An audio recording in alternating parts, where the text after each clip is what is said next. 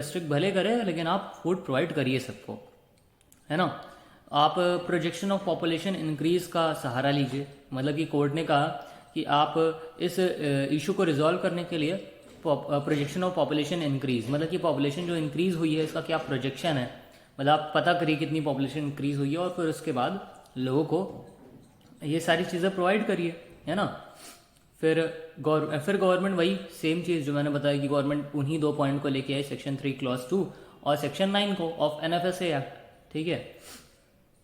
Now इसके बाद क्या हुआ कि इसके बाद गवर्नमेंट का ये कहना था कि जो रिड्यूसिंग कवरेज, मतलब कि गवर्नमेंट ने आर्गुमेंट करते हुए ये बोला कि जो कवरेज रेशियो है इसको रिड्यूस भी किया जा सकता है। गवर्नमेंट का जो एफिट, मतलब कि गवर्नमेंट ने कहा कि जो फॉल्टी लॉजिक है कि जो पर कैपिटा इनकम इंक्रीज हुई, मतलब कि गवर्नमेंट का क्या कहना है कि पर कैपिटा इनकम तो इंक्रीज हुई है ना, तो वल्नरेबल पॉपुलेशन तो डिक्रीज हुई होगी, सीधी सी बात है, यहाँ पर लिखा हुआ है। तो मतलब गवर्नमेंट का ये कहना था कि पर कैपिटा इनकम तो इंक्रीज हुई है और वल्नरेबल पॉपुलेशन क्या हुई है, डिक्रीज हुई है, ठीक है। अब पर कैपिटा इनकम का मतलब तो आप सबको पता होगा कि पूरी कंट्री की जो इनकम है वो निकाल लिया और उनको नंबर ऑफ सिटीजन से डिवाइड कर दिया। अब इसका मतलब ये थोड़ी कि हर इंसान की इनकम बढ़ गई, ये हो सकता है कि जितने रिच पीपल हैं सिर्फ उनकी इनकम बढ़ी हो और पुअर हो गए हो। तो गवर्नमेंट ने बस ये बोला कि पर कैपिटा इनकम बढ़ गई है, तो अगर हम इनके बेनिफिशियरीज, मतलब पब्लिक डिस्ट्रीब्यूशन सिस्टम के जो बेनिफिशियरीज हैं उनका जो एक रिजिड वॉल है, मतलब कि 75% रूरल में 50% अर्बन में, अगर हम इससे कम लोगों को भी प्रोवाइड करते हैं तो ठीक है। साथ ही साथ फिर मतलब कि सामने साइड से ये आया कि नहीं, अभी यहाँ पे आप ये तो बोल रहे हो कि पर कैपिटा इनकम बढ़ी है, लेकिन आप इस चीज़ को कैसे इग्नोर कर सकते हो कि जो हमारे पे इनइक्वालिटी है, income economic inequality in India, last line में लिखा है इकोनॉमिक इनइक्वालिटी इन इंडिया, ये भी राइज हुई है। तो अब इकोनॉमिक इनइक्वालिटी राइज हुई, इसका मतलब जो पुअर है वो और पुअर हो गया। अब उनको खाना कैसे मिलेगा? अगर आप ये सोच लेते हो कि पर कैपिटा इनकम बढ़ गई है, हम खाना देना कम कर दें, तो पुअर तो और पुअर होता जा रहा है, रिच और रिचर होता जा रहा है ना। तो फिर ये एक यहाँ पे फिर डिबेट वाला टॉपिक वही आता है, और डिबेट तो हमेशा होते ही रहते हैं, सारे जो भी इशू आते हैं सब में डिबेट होते, चाहिए यूनिफॉर्म सिविल कोड आ रहा है उसमें भी होंगे, है ना। बट ये बात तो सही है कि इन इकोनॉमिक इनइक्वालिटी जो है वो बढ़ती जा रही है। फिर गवर्नमेंट ने इसके आइटम में बोला कि स्टेट की गलती है, बट स्टेट की गलती यहाँ पे नहीं है। स्टेट मतलब ऑब्वियसली स्टेट का थोड़ा बहुत रोल ज़रूर है, लेकिन ये सेंटर की जिम्मेदारी है कि वो सेंटर स्टेट को फंड्स प्रोवाइड करे, एडिशनल फंड्स प्रोवाइड करें, और उस एडिशनल फंड से बोलें कि जो एक्स्ट्रा बेनिफिशियरीज हैं आप उनको ये प्रोवाइड करिए, मतलब कि आप उनको फूड प्रोवाइड करिए। तो ओवरऑल ये सेंटर की ही जिम्मेदारी बनती है कि वो स्टेट को फंड्स दे और स्टेट उन फंड्स को सही बेनिफिशियरी तक पहुंचाने का काम करे, है ना। अगर यहाँ पे सेंटर स्टेट को ब्लेम करती है तो एक तरह से गलत होगा, ठीक है।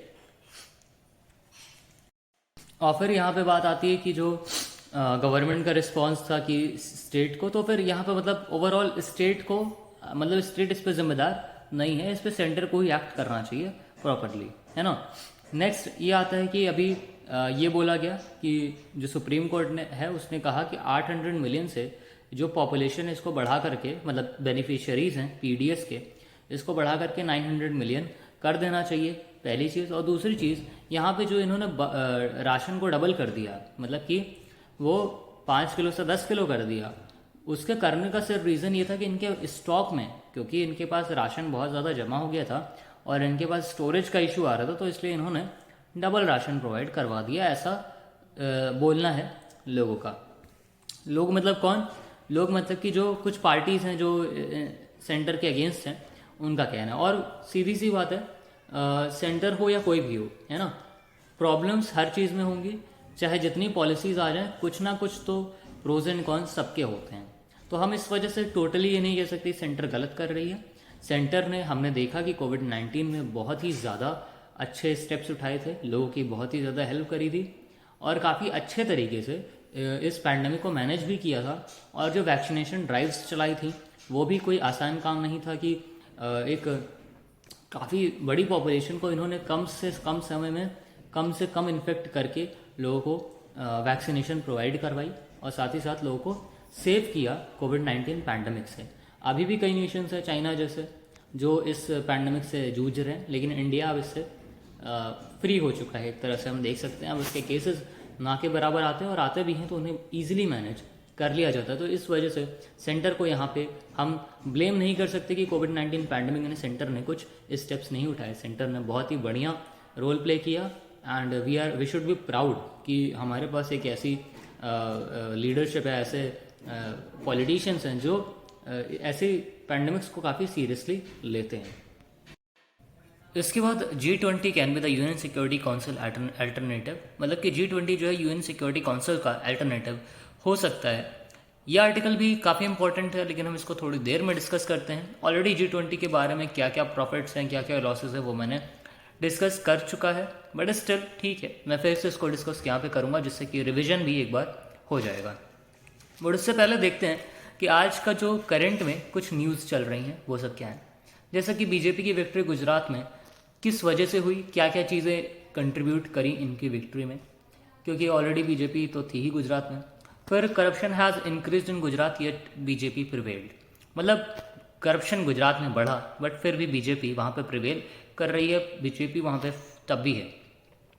नेक्स्ट क्वेश्चन आता है, मोदी कैरिस्मा स्टिल ड्राइविंग वोटर्स, मतलब कि क्या मोदी का जो एक चार्म है, मोदी का जो एक नाम है, क्या वो अभी भी वोटर्स को अपनी तरफ लुभाने के लिए एनफ है, या फिर बातें कुछ और हैं।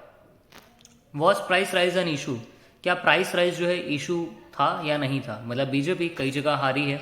जस्ट एग्जांपल दिल्ली की बात करें, ओवरऑल बीजेपी ने काफ़ी अच्छा परफॉर्म किया, बट स्टिल दिल्ली में बीजेपी हार गई। आम आदमी पार्टी जीती, एंड हिमाचल प्रदेश में भी कांग्रेस जीती और बीजेपी हार गई। तो क्या प्राइस राइज की वजह से, राइज होने की वजह से ये सारी चीज़ें हुई कि बीजेपी का जो अदर कंट्रीज़ है जैसे हिमाचल प्रदेश और दिल्ली, क्या इन सब जगहों पे राइस ये जो प्राइस में बढ़ावट आई है, क्या इसकी वजह से बीजेपी हारी है।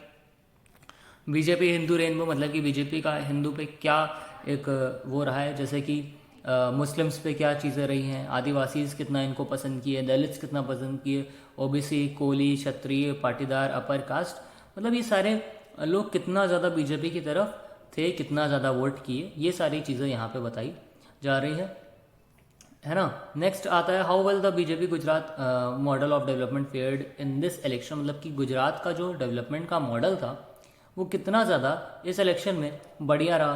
फिर आता है, रेवड़ी और welfare government scheme delivery brings win for BJP in Gujarat.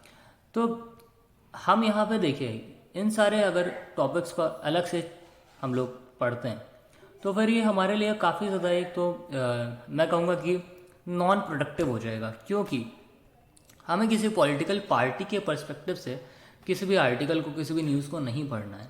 अगर हमें पढ़ना है कि बीजेपी की विक्ट्री गुजरात में क्यों हुई, तो हम इसकी जगह पे ये पढ़ सकते हैं कि क्या क्या फैक्टर्स हो सकते हैं कि गवर्नमेंट एक किस तरह से एक स्टेट को और बेटर बना सकती है ना।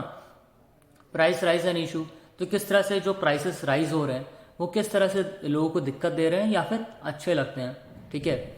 करप्शन किस तरह से बढ़ रहा है ना। और उसके बाद क्या हिंदू रेन, इसका कोई मतलब नहीं बनता। इसके बाद गुजरात डेवलपमेंट मॉडल, इस पे हम बात कर सकते हैं। फिर रेवड़ी कल्चर या वेलफेयर गवर्नमेंट स्कीम, मतलब कि गवर्नमेंट की स्कीम अच्छी होती है जो फ्री में चीज़ें प्रोवाइड करी जाती हैं, फ्री इलेक्ट्रिसिटी दी जाती हैं, तो क्या ये चीज़ें लोगों को लुभाने के लिए होती है या फिर सही में डेवलपमेंट की ओर लेकर के जाती हैं और सही में एक अच्छे नेशन को, अच्छे स्टेट बनाती हैं, मतलब कि एक अच्छा स्टेट डेवलप करने में हेल्प करती हैं, तभी एक अच्छा नेशन बनता है ना। तो ओवरऑल हम इसको अलग से एक बार पढ़ेंगे, जैसे रेवड़ी कल्चर को या वेलफेयर स्कीम्स को अलग से पढ़ेंगे।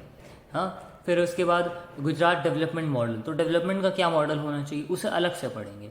हम किसी पार्टी के रिस्पेक्टिव में अगर पढ़ना शुरू कर दिए तो फिर पार्टीज तो पता नहीं क्या क्या बातें करती रहती हैं, क्या क्या चीज़ें अनाउंस करती रहती हैं। अगर हम सब पढ़ना शुरू करें तो वो हमारा वेस्टेज ऑफ टाइम होगा एक तरह से।